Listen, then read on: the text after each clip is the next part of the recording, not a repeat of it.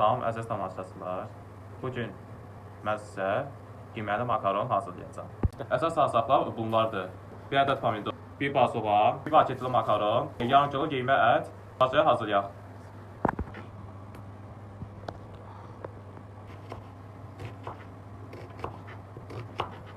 Ədi qiyməsi adı hazırdır.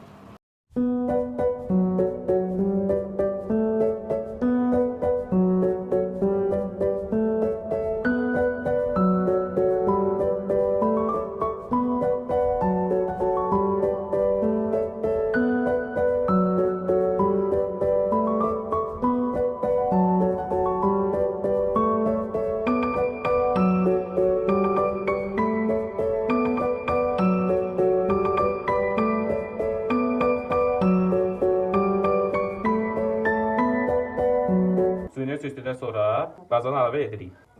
Makarona 3 örtəyə qaşığı yağı əlavə edirik və tökürük.